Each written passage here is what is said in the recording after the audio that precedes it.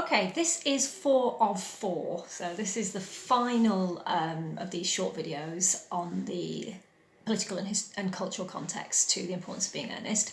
And the last one is the last four slides in the PowerPoint, and it's about artistic and cultural movements, of which Wilde was a part. And they do play a part in the importance of being earnest, although it's not 100% obvious when we read it the first time. But I'll let you know them now, and then when we go through the work together, the acts, we can see where they pop up. Okay, so if you turn to the slide that is the next slide, it's called Cultural Contexts, Realism. Okay, and realism was the dominant artistic mode in the Victorian period. The earliest use of this term, realism, it was a new word, to refer to faithful representations of the real world in literature or art, date from the 1850s. And it reflected wider Victorian beliefs about what mattered and what you should value in life. Many Victorians passionately believed that literature and art fulfilled important ethical roles, that is, could teach you lessons, were about right and wrong, good and bad. So I hope some of you are remembering, or may ring a bell, that Miss Prism says when she's talking about fiction, the good ended well and the bad ended badly, and that is what literature is all about.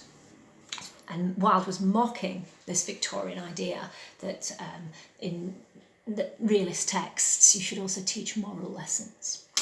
Art, so the people who liked this idea, the vast majority of important serious Victorians, thought that art could provide models of correct behaviour, allowing people to identify with situations in which good actions were rewarded, or that, they still could have tragedy and then it could provoke tender emotions.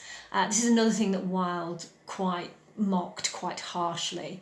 There's a famous death scene in one of Dickens' novels called The Old Curiosity Shop, and all Victorians were wild about it and breaking into tears, and Wilde said you'd have a heart of stone not to laugh at the death of little Nell. So that's how he feels about this sentimentality.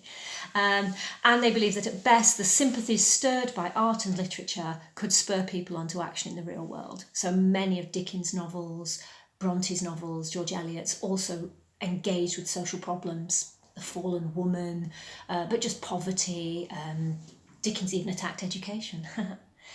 Okay, so I've gone on to the next slide now. There's a photograph of a piece of art that you could call realist art. It's everyday life. It's actually called The Potato Pickers. Realism widened the range of subjects deemed suitable for treatment in art. It led to a growth in the representations of ordinary people and their lives. So lots of these Victorian realist paintings and novels looked at working class people and their lives. Sometimes, obviously from the outside, from a middle class perspective. But nevertheless, it's the first time such people were represented and treated seriously. Novelists such as Charles Dickens, George Eliot, Thomas Hardy wrote realist novels.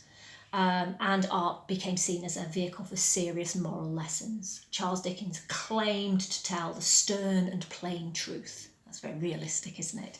In his depictions of crime and poverty. Wilde comes from an extremely opposite cultural perspective. He can be described as an aesthete, and he subscribed to Aestheticism. Supporters of aestheticism argued that art had nothing to do with morality. That's quite a shocking argument to many Victorians. Aesthetics is the study of beauty. So aesthetics is another word, as it were, for beauty in art. And so people who saw themselves as aesthetics, critics who came to art from this perspective, thought that all that art should try to do is elevate your taste, and as someone who consumes art and culture, you should be after the pure pursuit of beauty at the expense of worrying about morality or indeed realism. And quite controversially, some of the aesthetes, people who sort of identified themselves with this movement, it was a movement, they saw these qualities, i.e. the elevation of taste and the pure pursuit of beauty, as guiding principles for life. And that's where it becomes controversial, where they're saying, it doesn't matter if something's wrong if it's beautiful. And this Wilde strongly subscribed to this view and would often think he said spouted, he would have propounded, that art should be judged on the basis of form rather than morality. And their motto, the motto associated with aesthetic art criticism and art creation, is art for art's sake. It means prizing the sensual qualities of art and the sheer pleasure they provide.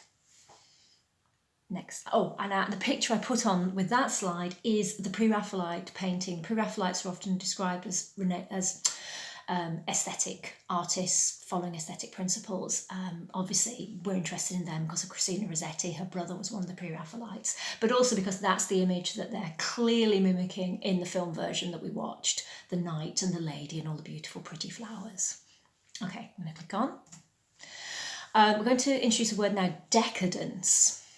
By the century's end, decadence was sort of where aestheticism had led to, and decadence is somehow worse than aestheticism.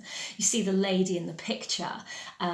She's very much, the colour green is very much associated with decadence. It's a colour of poison, decay, illness, and she's also got a yellow covered book in her hand. The yellow book was a magazine published in Britain. Oscar Wilde's stories appeared in it. It was sort of a manifesto for aestheticism and then sort of decadence, and her whole pose is very decadent, as we will see. Decadence literally means a process of falling away or decline. People often feel like this at the end of a century, so the 1890s. Sometimes the French term fin de siècle, it just literally means the end of a century, but it conveys this sense of, the end of things and we're all going to hell in a handbasket, basically. It came with a notion of intense refinement, so this idea of taste that the aesthetics liked, and also valuing artificiality over nature. That's one of Wilde's most favourite and famous inversions. Art was meant to reflect nature, and he says, no, nature reflects art. It's very clever and it's very challenging to the Victorians. This position of ennui, which is, they loved the French, lots of words in decadence and aestheticism are from the French. Ennui is the French word for boredom, sounds so much cooler. But that's their pose rather than moral earnestness or valuing hard work.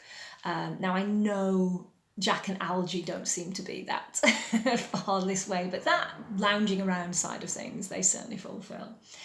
But decadence is taking aestheticism to this extreme, to the point of being interested in perversity and paradox, and there's plenty of paradoxes in The Importance of Being Earnest, and in transgressive modes of sexuality. Well, we'll come back to that, but we've mentioned how the double life and the bumbering could be seen as metaphors for that sort of thing in Victorian society, in decadent Victorian society. Okay, brilliant, thank you.